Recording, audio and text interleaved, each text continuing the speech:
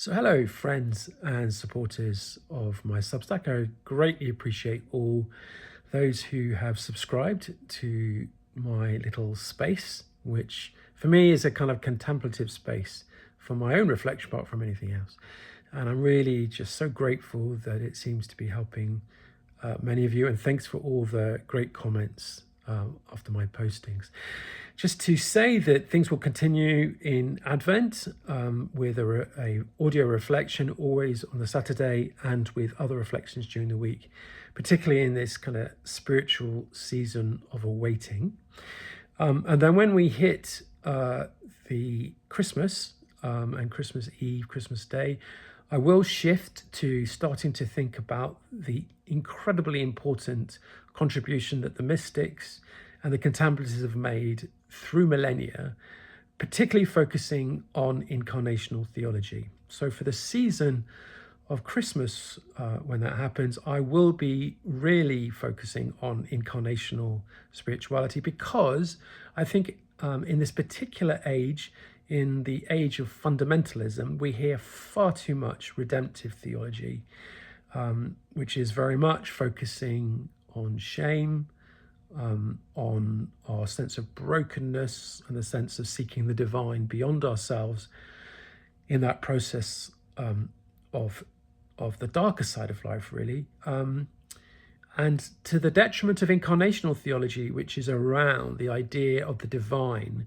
coming to encounter us on our terms in our culture, which is much more around the vision of restoration of love.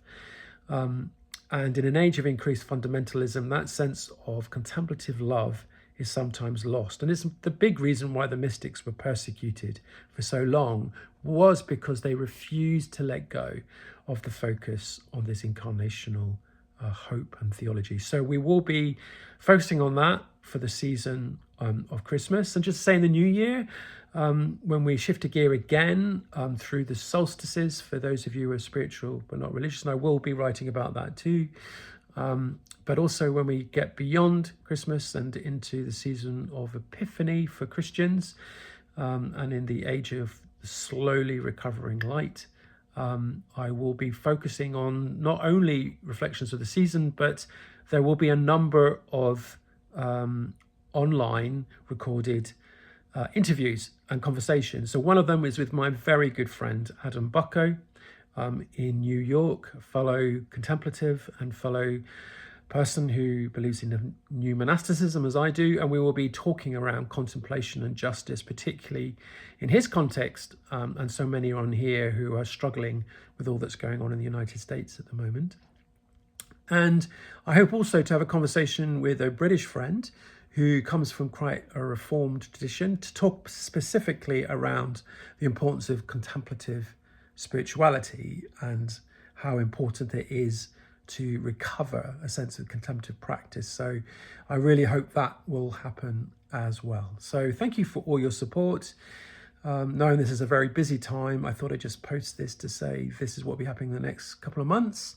And just to say also that if I can be of any spiritual support or encouragement as we go through this challenging time, and in a season where there is much darkness and loneliness, and I know for many, like for myself, where I've been recently lost both my parents, that there is a sense of dread slightly about this time of year where I no longer have family to gather with, and I really understand those who find themselves isolated and alone in this time of year, and how painful that can be. So if I can be of any use, any support, or if there's anything theologically or spiritually you think I should address, then please do reach out.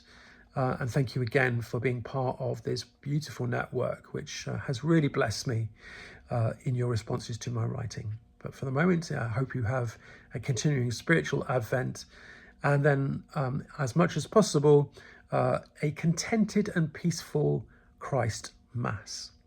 But for the moment, I say goodbye.